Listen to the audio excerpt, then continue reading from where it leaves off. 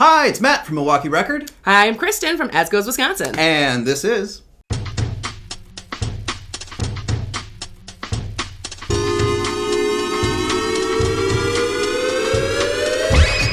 Hello! Welcome, everyone. And hello, Kristin. It's nice to see you again. Nice to see you as well. We took a little bit of a break. We did take a little bit of a break. You've been busy with As Goes Wisconsin, is that right? I have. I rebranded it. I have a new blog that goes along with all the videos, got a new website, but that was a lot of work. So most of June was heads down trying to get that up and running, but launched with no random breaking of anything on my birthday last Friday. And wow. So anyone who's watching this can go check out asgoeswisconsin.com, and there's an actual website, because before it was a random Squarespace that hadn't been updated in like 7 months. I checked it out. It looks great. Congratulations. Thank you. Very exciting. So let's get to the matter at hand. We are recording this on a Wednesday, which means later tonight, our Milwaukee Bucks will be taking on, who are they taking on? Atlanta Hawks. The Hawks in Game 1 of the conference finals. Yep. At Pfizer Forum. And so we're releasing this video on Friday, so I think that's Game 2 Friday night. So we're going to assume that the Bucks won tonight, Wednesday night. Sure. So let's talk about the Bucks. Have you got Bucks Lust, Kristin? I do. Have you heard that song, by the way? No. Oh boy, let's play it right now. Got Bucks Lust. I love my Milwaukee Bucks. Got Bucks Lust. Got Bucks Lust. I love my Milwaukee Bucks. Anyway, we found out there was some big news from Milwaukee Record this week. Huge news. Big week for the website. We found out, the city found out that a big Bucks fan is Sheryl Crow. Who knew? Who knew? Who knew? No one knew. Apparently Sheryl Crow knows. And she kind of made her Bucks fandom public. And then Milwaukee Record, my partner in crime, Tyler Moss, he put together a delightful piece about where he paired Bucks players and the coach with certain Sheryl Crow songs. Very great piece. And Sheryl Crow herself found it. She retweeted it. She loved it. And it's just been a... How long did it take him to write that? It took a long time. It was one of those where he was like, I'm working on this. Because when did he find out that she was a Bucks fan? Like the night before. Like, he spent, like, most of the afternoon writing it. Okay. Well, so for a long time for you guys is, like, a day? Yes. So normally you're just pumping it out in, like, 30 minutes? Whatever. Okay. Just pumping out garbage. I read that. I mean, I love so much of what you guys write. Not to turn into a fangirl, but, like, that specifically, the pairing of the songs and like, it was so funny. And it was, especially because she's not, like, so mainstream right now. Yeah. Like, she's a classic, and all those songs, as soon as you read the title of the songs, you're like, oh, yeah, that song. Yeah. It was genius. I loved it. It was great, and everyone got excited, including myself and Tyler and Milwaukee Record. And it kind of got me thinking about how funny it is when things like this happen, when, like, celebrities kind of come out as either Bucks fans or Packers fans or Brewers fans. And we all get so excited, and I'm including myself, and everyone gets so excited, like, oh my God, it's so random. Sheryl Crow likes this. I just think it's funny that it seems so unlikely to us here that anyone outside of Wisconsin would be a Bucks fan or a Packers fan. It's like, what? Lil Wayne likes Lil Wayne. The one that I love about the story I love about Lil Wayne when it came out that he loves the Packers, it was because it was the 2011 Super Bowl, and he was talking about how he grew up drinking the cups, because when we had gone in like 96 or something, I think it was in Louisiana, and so like they had like those plastic like stadium cups that were all Packers, and so I just remember that quote that he was being, he was like, we drank out of those cups, and it was just like that was why he was a Packers fan, because it was like the cups and like the memorabilia. But you know, like Harry Styles is randomly a Packers fan. That's right. Packers I get a little bit more because Packers are such a unique. They're a nonprofit. They can never be sold for like go to a different city. Mm-hmm. They're in this small ass town in northern Wisconsin. So like they're very unique. So I think like a lot of people, it's easy for them to be like their second favorite team. Sure. But the Bucks, like we've just been so off the radar for so long. Right. That it is always fun when people are like, hey. Yeah. And I think it speaks to kind of what we're going to be talking about for most of this episode, I think, is And this is a subject that has been talked to death by everyone, including myself, including Milwaukee Record. It is the kind of evergreen Milwaukee inferiority complex. This is a thing. Does it exist? Does it still exist? Did it once exist? Who knows? It just made me think of this because it's like, oh, wow, Sheryl Crow likes us, or like someone really likes us. So there's a little bit of that. And then there was also the big news, the big news this week, trumping even Sheryl Crow, if you can believe it or not, is this happened yesterday, I guess. We're recording this on Wednesday. Yesterday, there was a clip that was making its rounds on Milwaukee social media of the ESPN show, what is it, First Take, starring who? I don't even know. Stephen A. He's on and there. I don't know anyone else. I literally had to look up who the chick was. Her name, because she really annoyed me. Yeah. Where did I not write down her name? Oh, Molly Curum? Molly Curum Rose. And then Damian something, who was an ex-NFL player. I don't even know who the fourth guy is. And basically what they were talking about the finals, the NBA finals, and basically it was like, we may have to travel to all these terrible cities that remain, including Milwaukee. They call Milwaukee a terrible city. They all get a good chuckle out of it. They laugh. And they move on. It's just one little blip in, their otherwise just our show. Blabbing about whatever. But it caught fire here in Milwaukee. Everyone is losing their minds about this, and this has happened before in the past. And I don't remember people losing their minds quite this way. I said last night, if I don't wake up today and there's not a mayoral proclamation decrying ESPN and demanding they come here and check out all our wonderful restaurants and eclectic neighborhoods, I'd be surprised. And it's come close. There have been multiple alder people. Who else? I think the Bucks president himself put out a statement today. Oh, really? Something about like, hey, First Take, check out our diverse neighborhoods and da-da-da-da-da. You clearly haven't been here in a while. Well, that's what also happened with Stephen Colbert right after the DNC, because they did their like shticky Wisconsin stereotype things. Yes. And everyone, like, I think even Visit Milwaukee was like, we welcome you to come, blah, blah, blah. And we wrote about that too. Milwaukee Record wrote about that too. Someone hipped it to us that night and I wrote about it. So I am not putting myself or Milwaukee Record like above the fray here in getting upset when people have something negative to say about us. And I get it. Like, trash talk is fun. And there have been a lot of just like, back and forth. Hey, ESPN, you suck. Like, whatever. But some people have been taking this really, really seriously and getting really, really upset. Some people are suggesting that it should be ESPN should not allow people to talk trash about small market teams because it really hurts us. And like, people are really taking this seriously, and I just think it's crazy. I also think that there's something, because in reality, I think there's a natural inclination when it's you're not your team playing and you have to choose the underdog, like, or if you have two choices, like, I feel like most people choose the underdog unless it's their team, right? Right. So I kind of feel like it adds fuel to our fire of going and winning the whole thing, right? And like having a chip on our shoulder and going to prove something.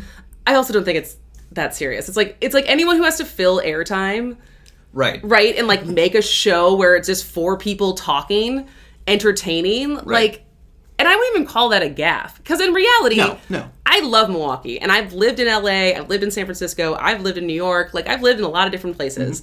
And I am as happiest as I've ever been in my entire life living in Milwaukee these last couple months. And that's during COVID, right? And so, like, it's saying something, right? And so it's like, but like, I also get it as far as LA and Miami. Those are two major cities that are very fun to go to. So to compare that, like, even with loving Milwaukee as much as I do, Milwaukee and Phoenix is not Los Angeles and Miami. Right. That also doesn't mean we suck. No. Yes. And also the way that Stephen A. like tried to run it back and like apologize. He's like, well, I was just talking about the weather. It's July. What are you talking about? It's been gorgeous out here for like a month. Yes. If you're ever going to come to Wisconsin and Milwaukee, between May and September is when you're going to want to come. Don't go to, I get not wanting to go to Phoenix in July. Like, that I understand. But yeah, I think it was just them trying to fill airtime and not as serious and offensive as we're probably taking it. It's I think it's bananas, just the amount of people that have come out and just are so upset about this.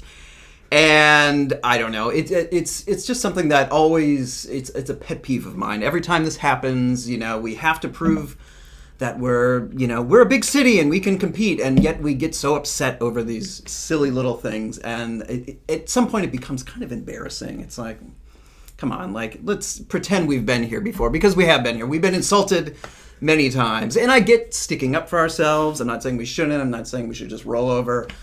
But at some point, when the Bucks president is releasing a statement about our eclectic neighborhoods and our exciting dining scene, and I'm not saying we don't have eclectic neighborhoods and great dining, we do, but a lot of other cities do too, and it's just like, all right, But then again, I get it. I get using it as, like you said, fuel to like, all right, let's go for it. Like ball don't lie. Let's show them. And like I said, I assume we won tonight, Wednesday night, and I assume we'll win tonight, Friday night as well. So there you go. That's what the predictions say. Yes. So, and like you said, you spent some time out on the West Coast, so I think, you have a really unique perspective on this whole thing. Yeah, and I mean, I think, I just think I think it's an underrated city. And I think there is, I remember my brother, I don't know if we've talked about this on the podcast, but my brother went to UWM, but that he graduated in 2004, and then since then he's either lived in Boston or New York, and he's been all over the world and stuff. And he hadn't really spent any time in Milwaukee since, like, real time, since he graduated. And then him and his wife came right before Christmas, before we were headed to my parents' house, and we took him all over Milwaukee. We showed him what the Third Ward looks like now. We took him to different places, and he was just like wildly impressed with what's happened, like the developments that have happened in Milwaukee since even 2004. And that's not even before, like, I think even before 2004, it was an industrial city, right? And there's been so much investment here that I think a lot of people just don't think. They also don't think of Summerfest as one of the biggest music festivals in the country, if not the world, right? Like, we always get left off of those lists of, like, Bonnaroo, Coachella, and all these things, even though it's like 2 weeks of music. And so it's also just an oversight. But do we want to be like Portland, that just, like, a bunch of people come and move and like everything skyrockets? So there's something for growth, but, like, slow growth. What I love about, you mentioned Summerfest, what I love about Summerfest is, you're right, and everyone is right, it is the world's largest music festival, but it's also, like, really peculiar. It's very distinctly Milwaukee. It is a very strange fest in a lot of ways. It is not a Coachella or Bonnaroo. It is... We also don't sleep there. No, right. Yeah, like, you can't camp there the way that you can camp at those other places. And It's like, it's less of an immersive... like almost like Burning Man event that you are, like, throwing yourself into for a weekend. You're like, I'm going to a concert, and like I'm going to eat some, like, fair food and, like, see a concert and then leave. Actually, this year it's actually more like a normal festival, because it's not during the week. It's Thursday, Friday, Saturday. So who knows? Maybe this is our first step to becoming truly right up there with Coachella and Bonnaroo and Pitchfork and all the others. So, yes, Milwaukee inferiority complex. However, before we got together, we were talking about what we're going to be talking about, and we mentioned... we're saying that there's so much good stuff in Milwaukee. Yes. That I think there is this underdog mentality or inferiority complex that we don't get appreciated for all the good things that are here. And there are some, like, actual major problems. On the other hand, yes, right. Like, besides, I think there's the major one that we always get pegged for every year, which is it's the most segregated city in the country, one of the worst places in the country to be black. Yep. And also what's now feeding, I think those two, I don't know if you want to call them stats, but titles, I think it was also feeding into a major problem right now, which is Club Water Street. So Water Street, and it's not even really happening on 3rd Street, which is right parallel to it. It's really just on Water. For the last couple weeks has just been loitering and underage drinking and drinking in public. And there's been 3 shootings, one of which was fatal. And it's just been really, it starts, like, basically after midnight. And there's been very little. They're now, I think, as of this week, they started, like, last weekend they towed, like, 48 cars. So they started putting up no parking signs from, like, I think, like, 9 p.m. until 8 a.m. or whatever. And they're starting to barricade, and they locked off one of the empty lots and stuff like that.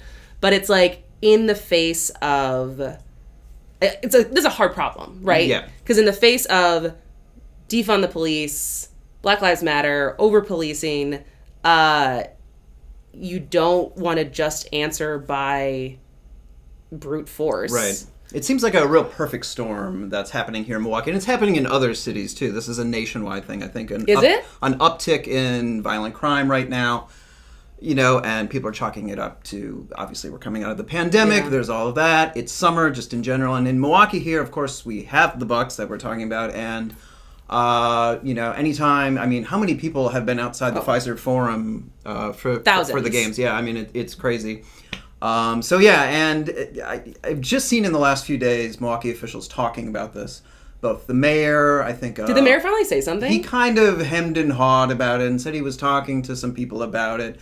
Alderman Bob Bauman, who is never afraid to share his opinion, he blasted the mayor, Mayor Barrett. Today, I believe, he released a statement saying that he's whistling past the graveyard here. He's not doing anything, and...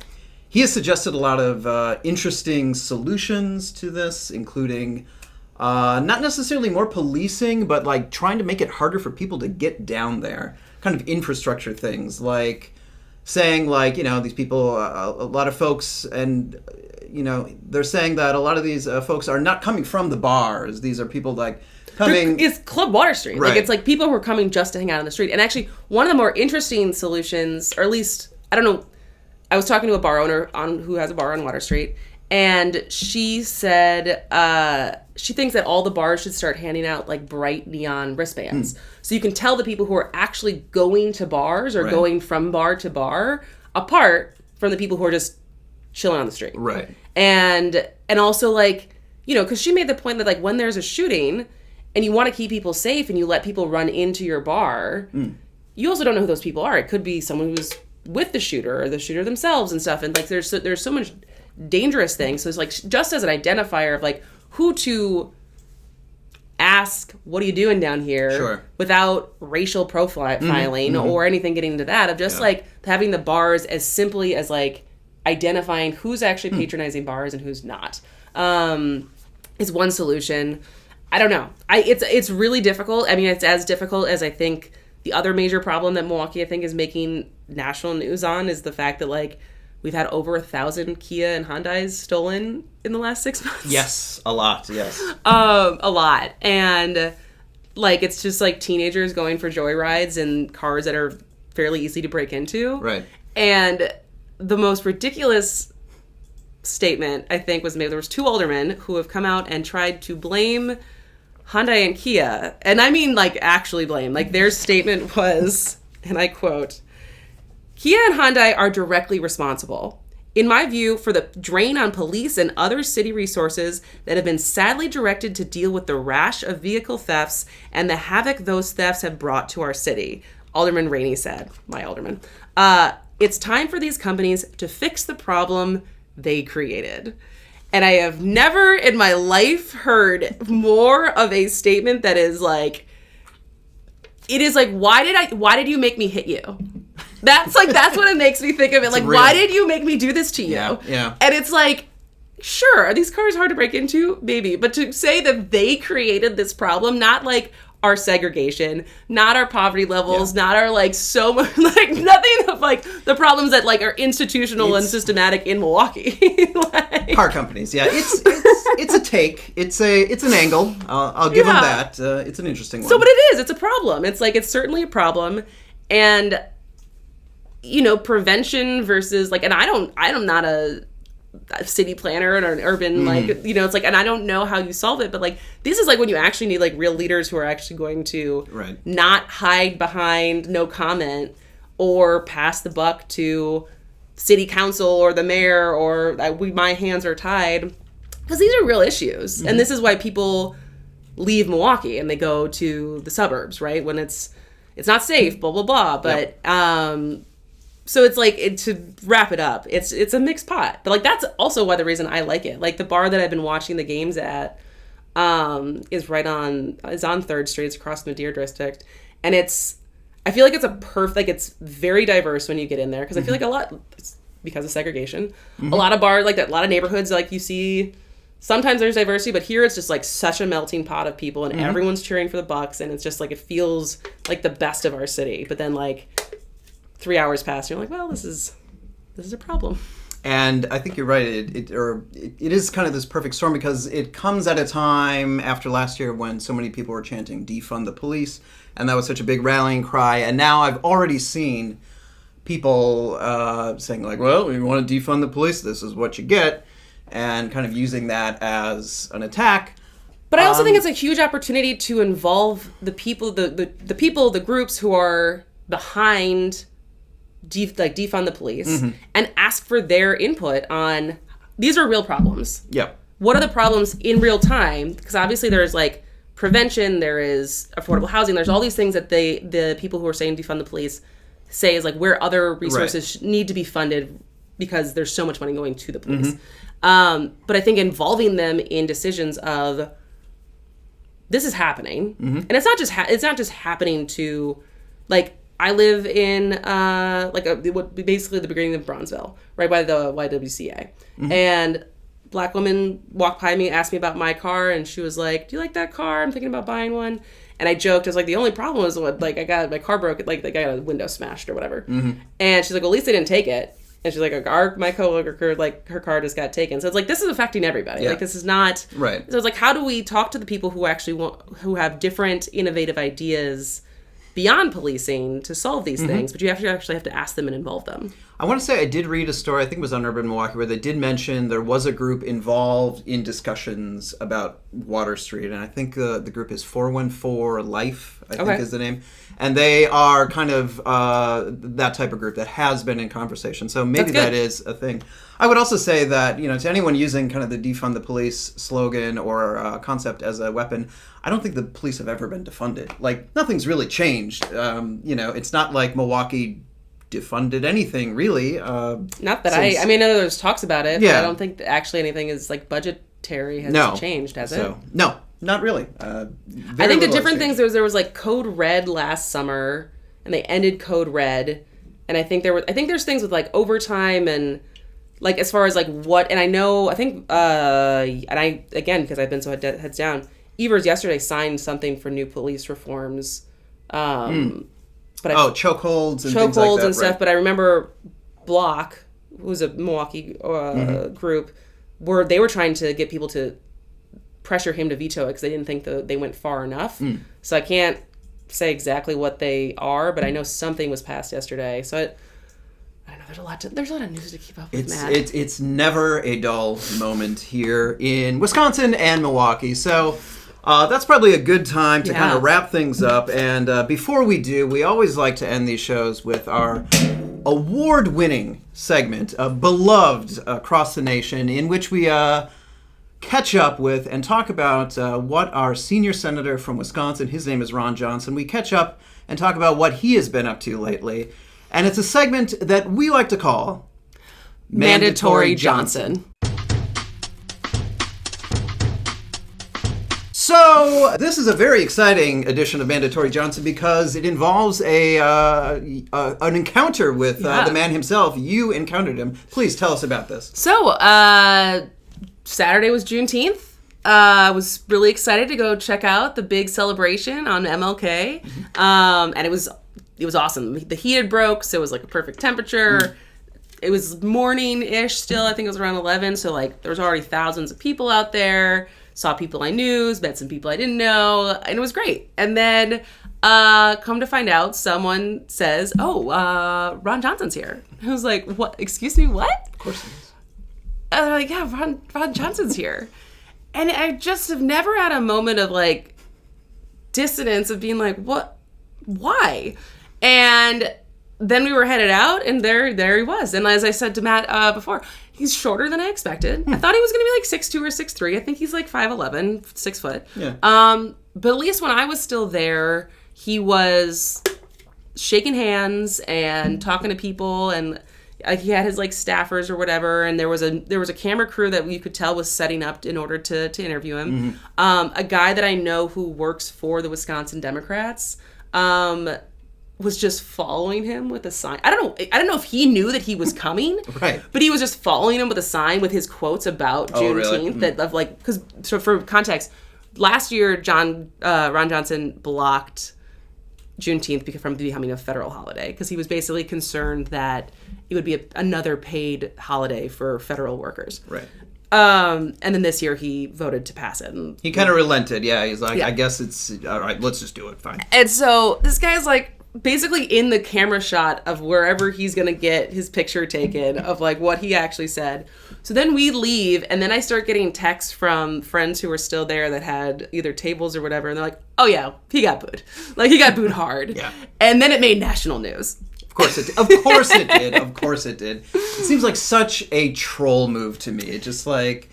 So you think he showed up in order to get a reaction? Yes. So then he could write about put it back on them. So yes, which I thought, of course, he wouldn't go that far, but I did see some weird blog that he wrote for some weird site. I don't know if it was on LiveJournal or something. I don't know. Just some random site where he was yelling about the media. That, I went to the Juneteenth thing, and the media will have you believe that I was being booed and treated terribly, but here's what actually happened. And so he had that angle. I don't know. It seems to me that, it screams a basic troll move to me. That's so funny. That's funny that that's where your brain went to. I just went to like another, like I made a video about it because my brain immediately went to, I was like, oh, this is a Curb Your Enthusiasm episode.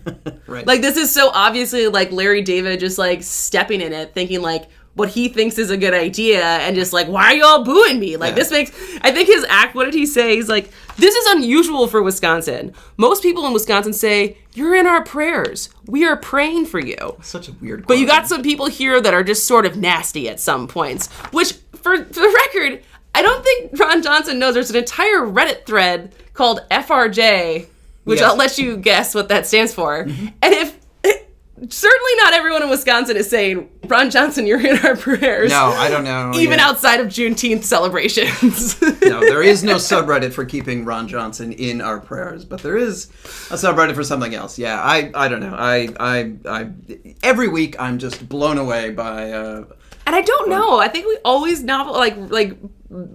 think about it. It's like, is this incompetence? Is it trolling? Right. Is it maverick? Like, I'm just gonna do what I'm gonna do. Like, so much of the stuff that he does is like perplexing. It is, yeah, and maybe that's the best thing that we can say about him. He is a perplexing person. So there you go. We'll leave on that perplexing note. That was our award-winning segment, Mandatory Johnson. And that about wraps things up. Kristin, thanks for coming in here today. Thanks for having me here. How excited? I'm going to ask you one more time. Do you have Bucks Lust? Got Bucks Lust. I love my Milwaukee Bucks. Got Bucks Lust. I have so much Bucks Lust. I mean, I could probably be called a bandwagon fan because I definitely, in those years where we were not so good, was like, I love basketball, but like, whatever.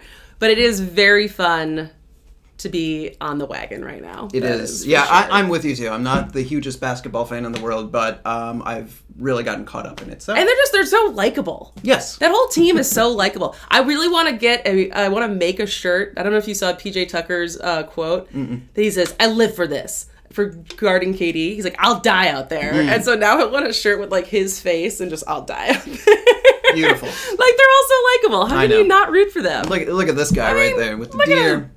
Great stuff. So, until next time, go Bucks.